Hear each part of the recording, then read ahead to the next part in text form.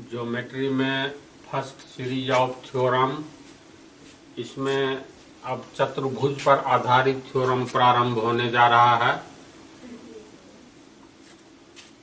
तो थ्योरम यह है, साबित करे कि किसी समानांतर चतुर्भुज का एक विकर्ण उसे दो सर्वांगसम त्रिभुजों में विभाजित करता है। तो किसी भी चतुर्भुज का विकर्ण कैसा होता है? आमने सामने के कोण को मिला दो, कोई भी चतुर्भुज है,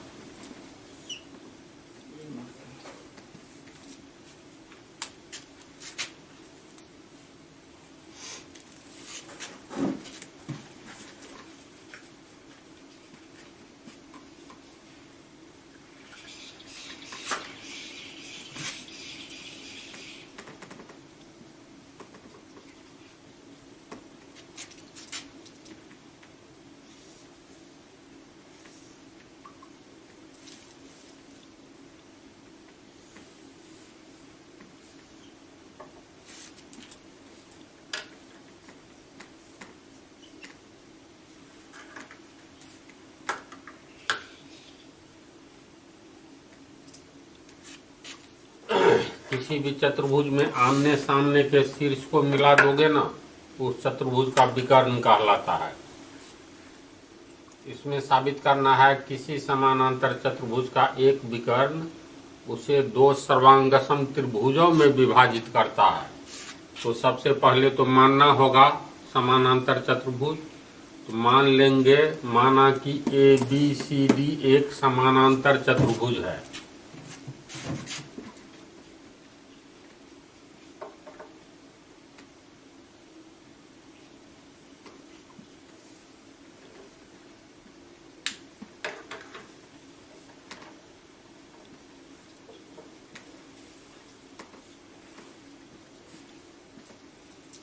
तो समानांतर चतुर्भुज में तो दिखलाना पड़ेगा आमने सामने की भुजा समानांतर है। तो माना कि ABCD एक समानांतर चतुर्भुज है जिसमें AB समानांतर DC, यानी AB समानांतर DC है। ये चिन्ह बराबर बोल रहे हैं, समान टाइप का दो, इस स्टाइल में दिए हो तो ऊपर में भी इसी स्टाइल में। इसका अर्थ हो गया AB समानांतर DC है। फिर मान लो इसमें ऐसे दोगे, DA समानांतर CD है, तो इसी स्टाइल में ऐसे दो। ये अत्यावश्यक रूप से याद रखो। तो माना कि ABCD एक समानांतर चतुर्भुज है जिसमें AB समानांतर DC तथा AD समानांतर BC। ये लिखना जरूरी है क्योंकि समानांतर चतुर्भुज की परिभाषा के अनुसार समानांतर चतुर्भुज के आमने सामने की भुजा समानांतर होती है। समझा ना? तो ABCD एक समानांतर चतुर्भुज है जिसमें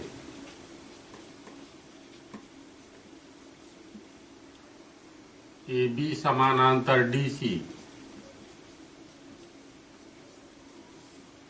तथा AD समानांतर BC है।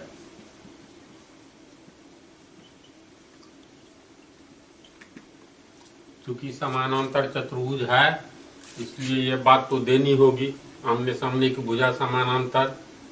अब इसमें हमें साबित करना है विकर्ण, किसी समानांतर चतुर्भुज का एक विकर्ण। तो कोई एक विकर्ण, D को B से मिला देंगे तो ये भी विकर्ण होगा, A को C से मिला देंगे तो ये भी विकर्ण होगा।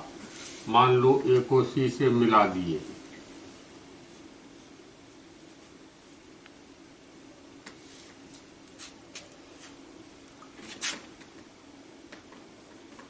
यहाँ AC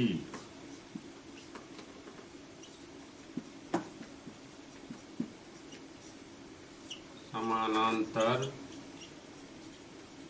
चतुर्भुज का विकर्ण है।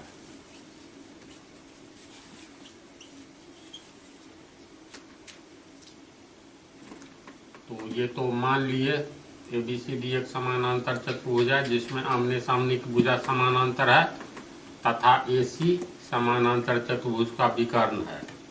तो साबित क्या करना है?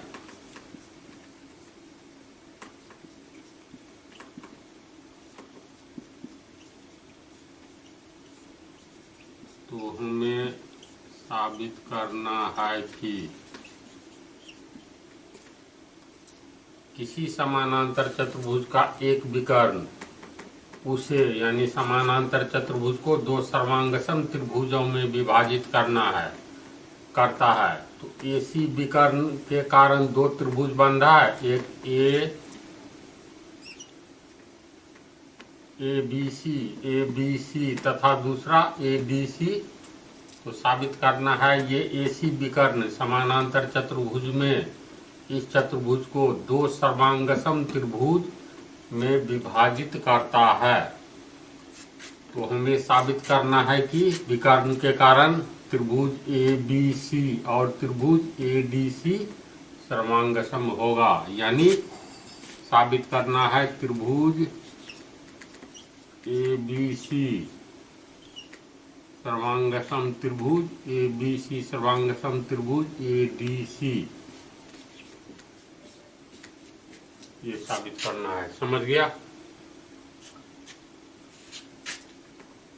प्रमाण यानी प्रूफ।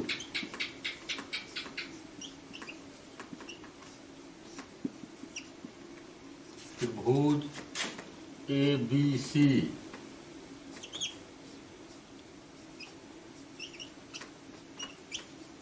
एवं त्रिभुज ADC में, अब तुलना करो। देखो त्रिभुज ABC में AB समानांतर DC है, AC तिर्यक रेखा काट रही है DC और AB को।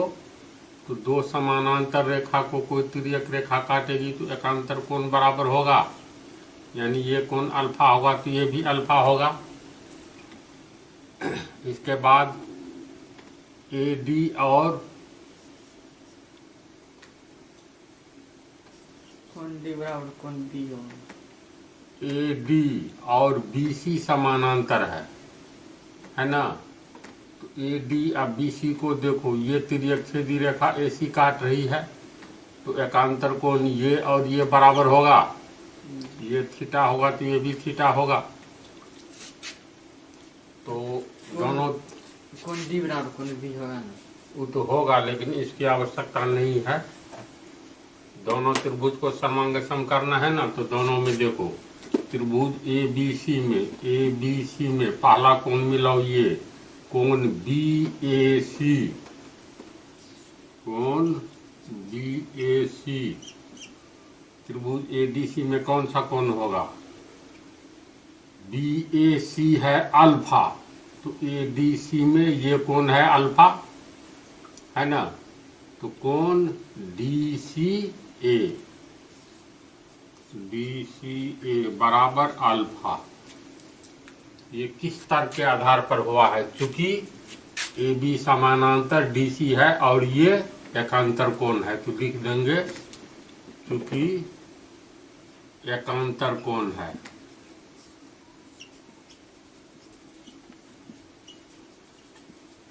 कारण इसके बाद ये कोण इस कोण के बराबर हुआ। इसके बाद देखो AC भुजा, त्रिभुज ABC की भुजा है AC, है ना। तो AC किसके बराबर है? त्रिभुज DAC में ये कॉमन है AC बराबर AC, कोष्ठ में लिखेंगे कॉमन है।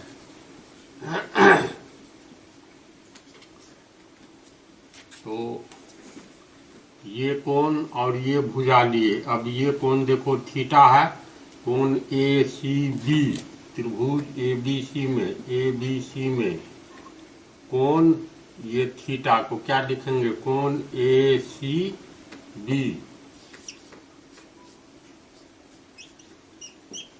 ये थीटा ऊपर वाला त्रिभुज में इस थीटा के बराबर है, यानी कोण DAC, है ना। कोण DAC ये भी एकांतर कोण है। AD और BC को AC सरल रेखा काट रही है, इसलिए ये कोण एकांतर कोण बराबर होगा। तो लिखेंगे एकांतर कोण है।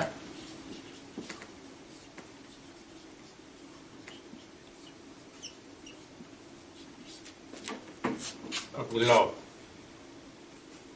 कोण भुजा कोण, कोण भुजा कोण, ये अल्फा कोण, ये ऐसी भुजा, ये कोण इस त्रिभुज के इस कोण, इस भुजा और इस कोण से मिल रहा है। समझा? ये हो गया एंगल, ये ऐसे ये भुजा, ये एंगल। तो सर्वांग समता के सिद्धांत ASA से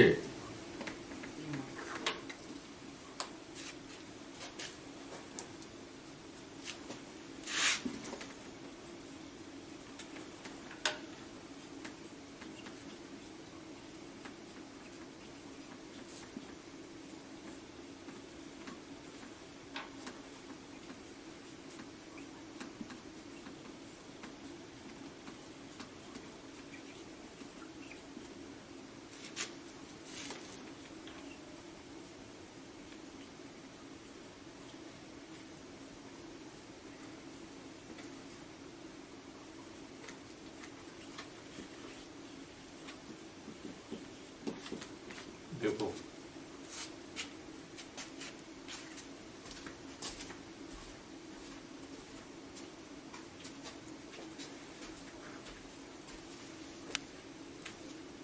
साबित हो गया। समझा इसको?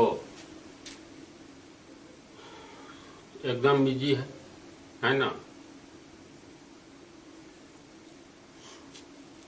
मिटावे इसको।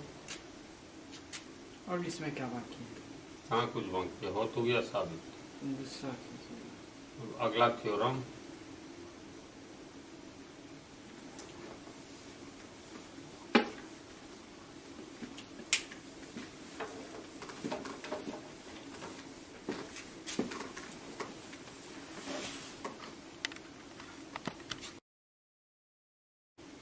इसको भी मिलाओगे तो देखो ये भुजा समानांतर है, ये भुजा समानांतर है।